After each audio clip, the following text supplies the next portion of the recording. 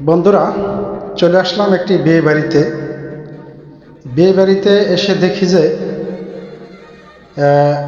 কতগুলি হিজলা এসে নাচ গান করতেছে এবং বিয়ে বাড়িতে এসে অনেক টাকা পয়সা দাবি করে এবং চায়। কারণ যাদের বিয়ে বাড়ি তাদেরকে যদি ওরা এভাবে এসে টাকা পয়সা চায় তাহলে এটা কি ঠিক হয়? আমি বলতে চাই যে এরা যখন একটা বিয়ে বাড়িতে খুশি দিলে আসে, ওরা ওদেরকে খরচাপাতি কম বেশি সামথিং খুশি দিলে যা দেয় ওইটাই ওদেরকে নেওয়া উচিত। কিন্তু ওরা ওইটা করে না, ওরা বেশি পরিমাণ টাকা চায়, কিংবা 5,000, 3,000, সর্বনিম্ন 2,000 টাকা চায়, আর নিচে ওরা টাকা নেয় না। তা আমি মনে করি যে এদেরকে যদি কোনো বিয়ে শাদী বা কোনো অনুষ্ঠানে এরা যায় ডিস্টার্ব করে এবং উচ্ছৃঙ্খল ভাষায় কথা বলে, এদেরকে আপনারা ভয় পাবেন না।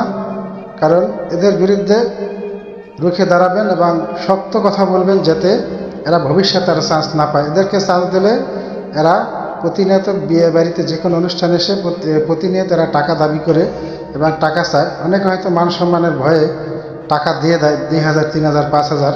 আসলে এটি কোনো কায়দায় ঠিক না। কারণ বাংলাদেশ সরকার ওদেরকে এত পাওয়ার দেয় না যে ওরা বিয়ে বাড়িতে যে ওদেরকে টাকা দিতেই হবে। যাই হোক দর্শক, ওদেরকে এভাবে সবাই যদি প্রতিহত করেন এবং সবাই যদি ওদেরকে সাহায্য করেন, তাহলে হয়তো বিয়ে বাড়িতে এ ধরনের সমস্যা ঘটাবে না। যাই হোক, এই বিয়ে বাড়ি থেকে ওরা নেচে গিয়ে এবং উল্টাপাল্টা ভাষা করে 2,000 টাকা নিয়েছে। আমি সবাইকে সতর্ক দিতেছি যে এদেরকে এরা যদি উচ্চখোলা ভাষায় কথা বলে এবং আপনাদেরকে মান সম্মান হানি করে, এদেরকে প্রতিহত করবেন এবং সাহায্য করে দেবেন, যাতে তারা ভবিষ্যতে আর কোনো বাড়িতে এসে টাকা পয়সার দাবি দেওয়া না করে। এরা যদি সুন্দর ভাষায় বলে এসে যে আপনাদের বাড়ি বিয়ে অনুষ্ঠান, আমাদেরকে খুশি করেন, যাই হোক খুশি দিলে হয়তো 500, 1,000 টাকা দেওয়া যায় খুশি দিলে, কিন্তু ওরা এগুলো মানে না, আরও বেশি বেশি টাকা চায়। দর্শক, যাই হোক, আমি ভিডিওটা তৈরি করলাম।